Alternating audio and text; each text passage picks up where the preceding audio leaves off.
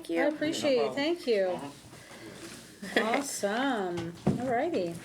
I wanted to try and get this out on the display. I was thinking. Well, we can do maybe that a little after we do tissue. the hibiscus episode. Okay, we can We'll do just that. Yeah, because I was like, We can set it up a little bit more. This smells incredible, though. This is actually pretty good quality because I'm like really picky about where I only get my herbs from one place, one person. I buy them wholesale. But she's been like a farmer and an herbalist for like 22 years, so she knows everything. And she's from local, in Baltimore. Yeah. Oh, yeah. All right. Yeah, I'll talk about her in a minute, probably. Yeah. All right, I'm gonna put my phone here so I don't get distracted. All right, well, we're recording this whole thing, so. Okay, yeah, I figured you're gonna edit. I was like, this started yet. This is a lot like how our podcast is. Usually the start. Sometimes our producer likes it, so he'll leave the bits in. Oh, People that's love good. it. They love that like front portion where it's like nonsense. I'm like, that is so funny. But I'm ready whenever you are. Okay. Oh, yeah. All right. Well, do you want me to talk about your podcast before we start? Like, do you want me to bring that up? No, you don't have to. Because I usually end with like, how can people support you? I would say probably honestly just giving my website. Okay. And I'm only saying that because I'm gonna more than likely put this on Substack, and I'm not saying I don't want my imprint attached to our Cloud Culture brand, but I don't want to get demonetized because I actually have some paid subscribers and I want to keep it that way. Okay. So they can support by visiting my website, subscribing on Substack. Okay. That would be excellent. Okay. Yeah, that would be awesome. All right, well, we'll get to that. We're doing the last part first. Yeah, here. we'll get there. It's fine. All right, All right. I'm gonna start. I'm all set. Yes, ma'am. Wait a minute. Sun goddess, you said? Yes, Tashiana the Sun Goddess. Yeah, you can Tashiana from TashianaTheSunGoddess.com. Okay. You know, or All right. better known as just Tosh. You know, that's easier. That's what everyone calls me, so it's fine. Okay, ready? Yeah. Sorry. Keep getting distracted. All right. I didn't even do any of my vocal exercises. Oh my God, you can if you want to. I'm fine. I'm like, you know, I'm okay. I did my sage. I feel like you're always ready, though. Okay. Welcome to Getting Personal with Plant Medicine. I'm your host, Diana, and today I am joined by Tashiana the Sun Goddess. Hello, hello. Tosh for short. Yes. We've already been over yes, this. Tosh for short for everyone. As you all get to know me, I'm, you know, that's much easier. Thank you for having me, Diana. Well, thank you for being here. I'm so here. excited to be here. And being so gracious. Thank you. So, I'm very excited because today we get to talk about something that I've just recently become obsessed with, and that is hibiscus flower. So, we aren't going to bore people with the details of how we met, but... Okay. Hey, they might like to know how this came about. I'm kidding. It's not really boring. It's fun. Yeah, It's it's a good little anecdote, guys. It is. It is. Well, we were at a grow event, a home grow event, and I found out that she was an herbalist, and I had some hibiscus tea with me, and I gave it to her because I just felt called to do that. So... luckily, it's something that you're well versed in, and you were very excited about. So let's talk about it because you're an herbalist, and I'm a very, very, very amateur wannabe herbalist. Hey, listen, anybody, if you engage with any sort of plant medicine, you're an herbalist. I like that. Yeah, that's what they say on Reddit, and that's what I'm taking. Yeah, no, honestly, there's some people that know absolutely nothing about plant medicine, not a clue. It's not even on their radar. So and that's why we have this show. You're already an herbalist. So thanks. Thank you. I'm going to take this snippet and use it as my resume. I'm joking. But anyway, all right. So back to hibiscus. All right. So. It's a very pretty flower. I'm sure people know how pretty it is and what it looks like because that's really all I knew of it until I realized you can make it as a tea, you can put it into baked goods, you can do all kinds of things. So how did you begin working with it? So it's funny. This is actually a very long time coming.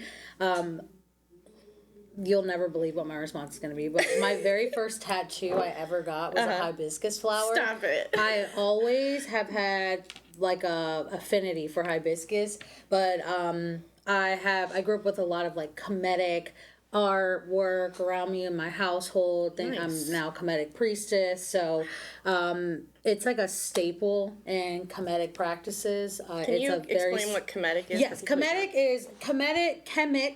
is Egypt. Kemet is the original name of the land known as modern day Egypt. So any like ancient Egyptian like practices, principles, I follow that. Kemetic principles, and I am a priestess of such. So that is so yes, cool. My main focus is always harmony and balance. That's my biggest goal for anybody, and hibiscus is one of the most ideal herbs for doing such because it brings harmony and balance. So just by nature for my practice, I work with this herb. I'm not even kidding, probably almost every day.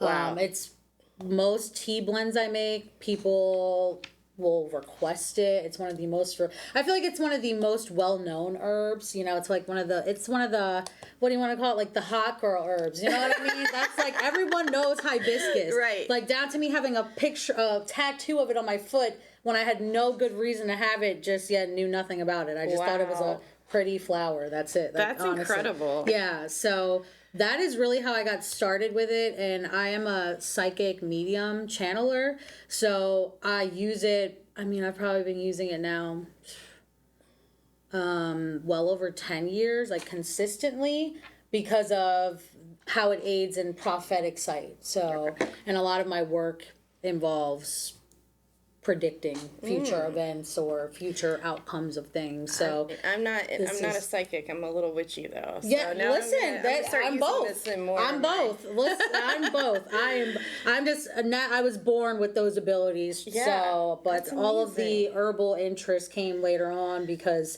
I needed a way to like protect and enhance my abilities.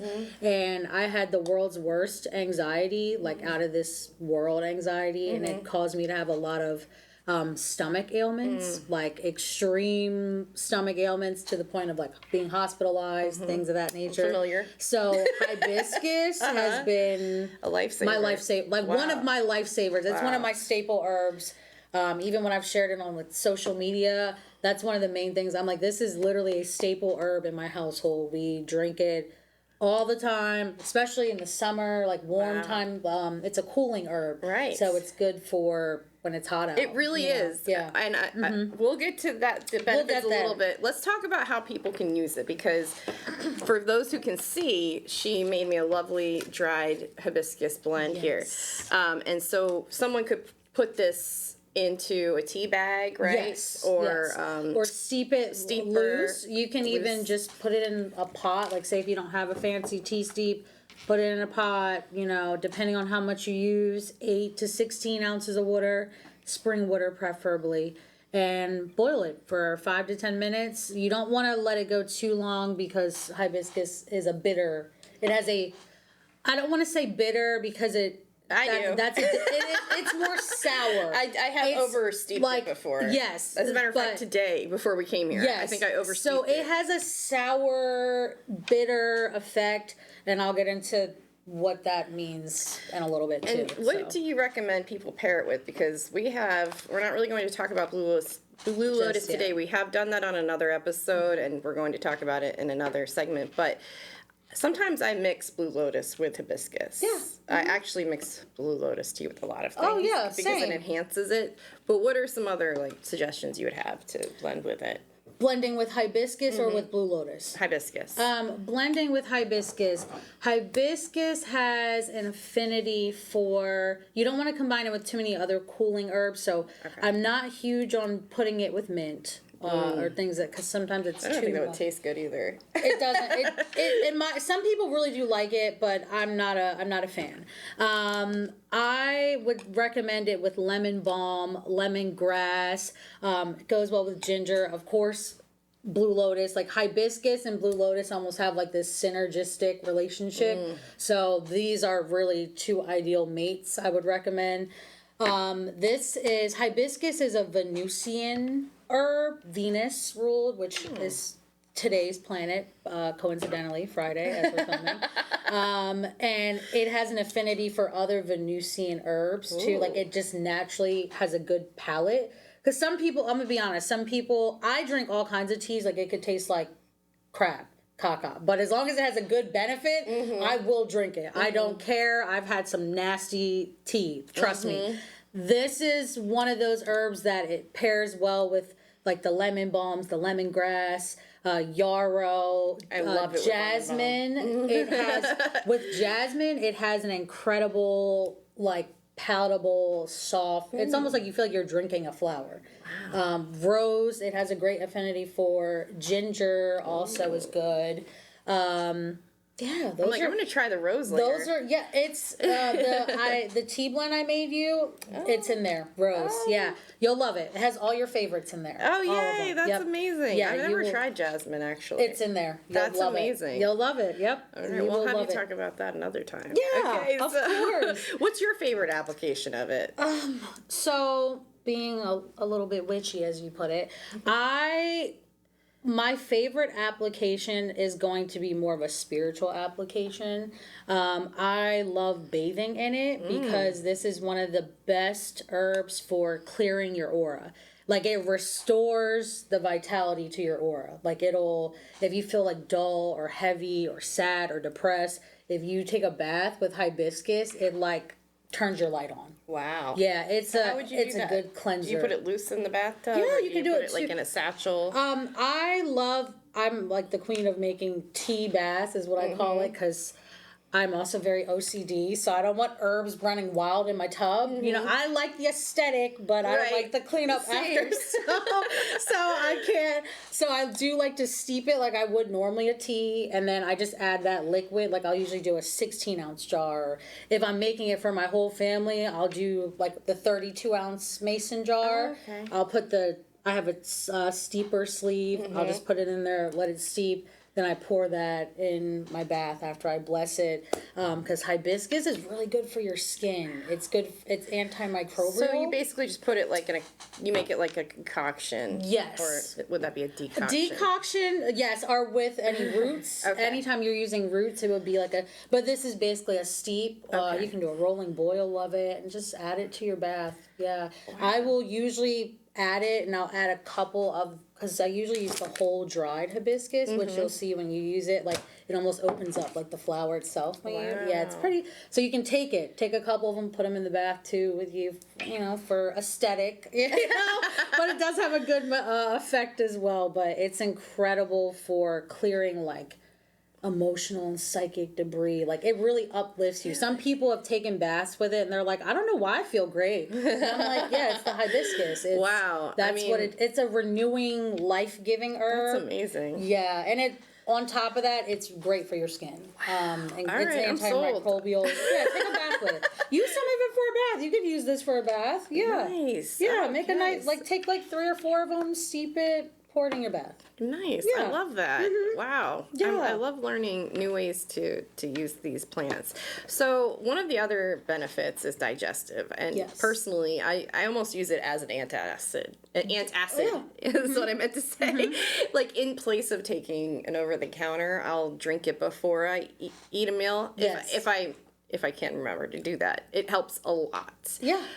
So what are some of your recommendations? Before or after? Does it matter? I honestly am a fan of before, because hibiscus is, because of that sour taste, I said I would get back to this. The sour or bitter taste you can sometimes have with herbs, that'll let you know that it's a herb that will promote like bile production and digestive enzymes. Oh. So hibiscus is really good to drink prior, because it'll start moving your digestive tract for you rather than waiting for the food to get in there. And now it's like, oh, I'm clocking in late for work. Okay. Yeah. It's like, this is coming on time for work if you drink it before.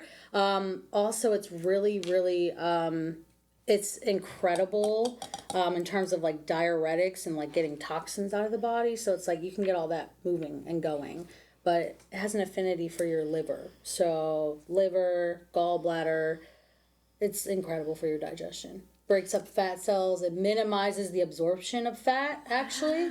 So it's good for weight management, weight loss. So always, I'm a fan of before. Right, you blew my mind with that before we got started saying that, because I heard, actually saw someone in the herbalism subreddit saying that lemon balm tea is basically like nature's Ozempic. Yes. And so then you told me that hibiscus can also help with that. So and they go well together. Yeah. Mm-hmm. So that's my plan they for have the an summer.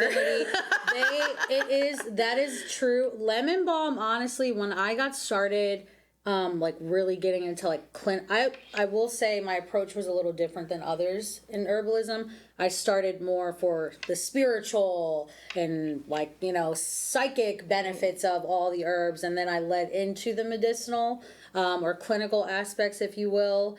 And I can tell you that those two herbs together, they will, whenever someone is like, oh, I need to lose weight, I'm like, you need to drink some hibiscus or lemon balm. Lemon balm is almost like a, what is the word I'm looking for? It's like a life everlasting herb. Like some people, it has a use for everything. It's like one of the, if you don't have lemon balm in your house, you should have some. That's one of the staple herbs everyone should have, honestly, that's what I grow. opinion. It's one of my only herbs that I always grow. Oh, that's beautiful. Yeah, I need to make grow you some lemon balm cookies. Yeah, that's awesome.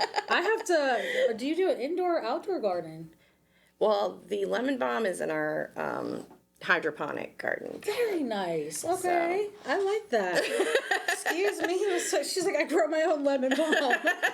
Excuse me. And sage right now. But yeah. How nice. Yeah. Also spearmint. Now we're getting off topic. But yeah.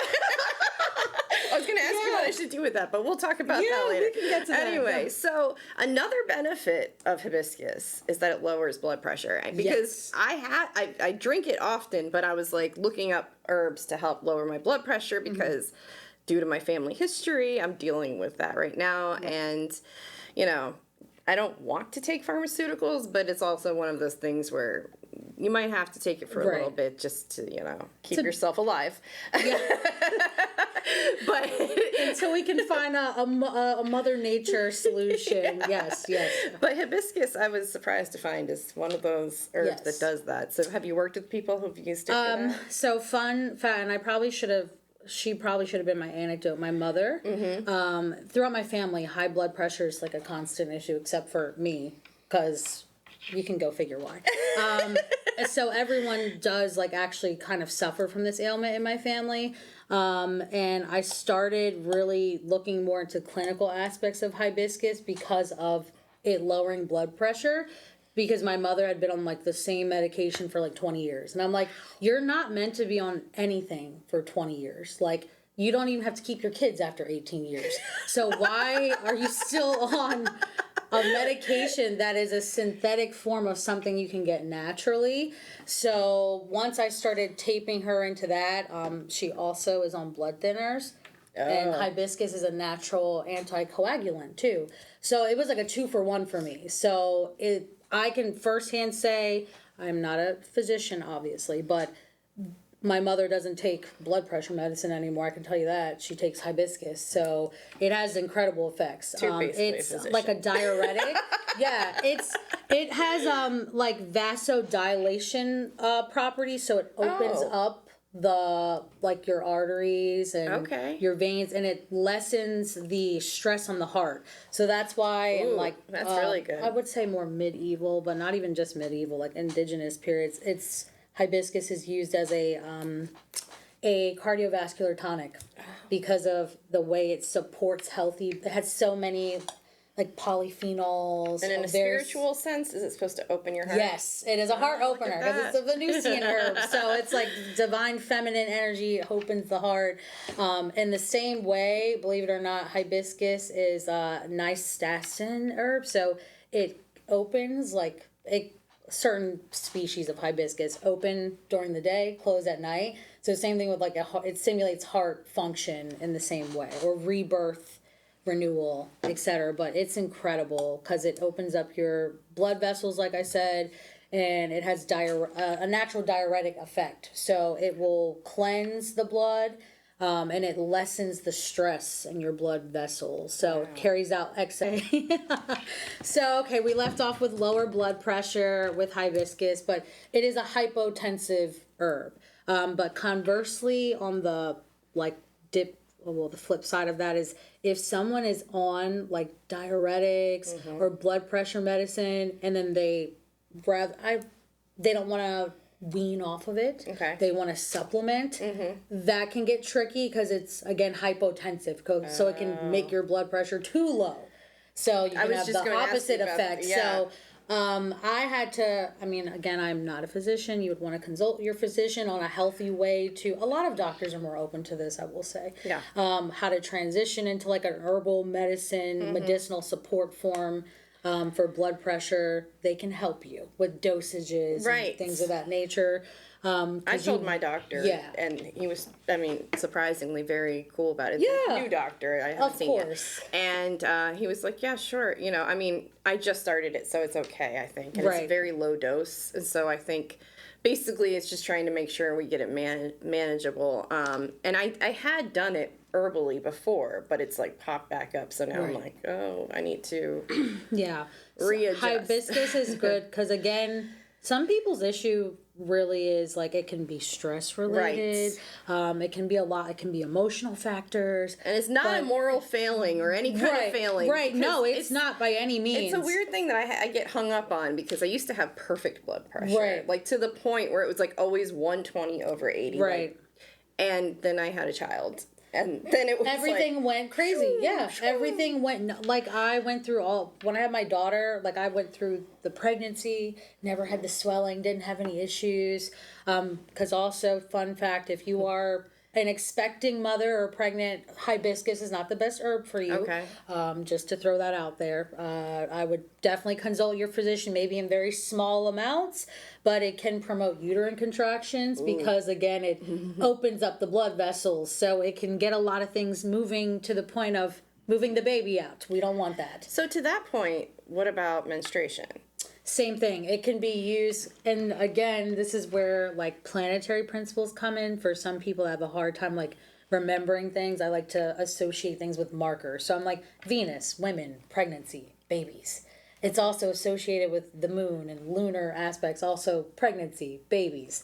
So I always tell people anything womb related, it's a good idea to consider this. Like if you want to improve your menstrual health, like, I'm going to be honest, me personally, if I have where I feel like something is a little late, you know, or hey, my cycle's not as regular as it needs to be, hibiscus is one of my go-tos. Wow. Yeah, it just gets me. I have mixed it with raspberry leaf tea during the period, and I feel like that helps a lot. It's incredible. With digestive and all the other fun stuff. It's also good, like, again, if you're not like you're not actively trying to have a child or anything, when you combine blue lotus and hibiscus, because blue lotus is an adaptogenic, it just... All right, so you talked about some of the things that people should be aware of when they're using this plant.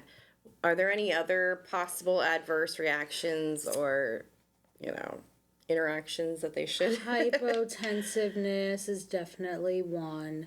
Goodness, it's so funny because obviously as an herbalist we should think of all the negative effects, but me being such a glass half full person, I'm like, what other... you obviously, again, not to, I think I went over them like casually. If you're pregnant, you would not want to take it because, again, it can induce, like, it. In some people, it has caused miscarriages. It's a lot like mugwort. It can cause that because, again, it's going to... Mugwort, that's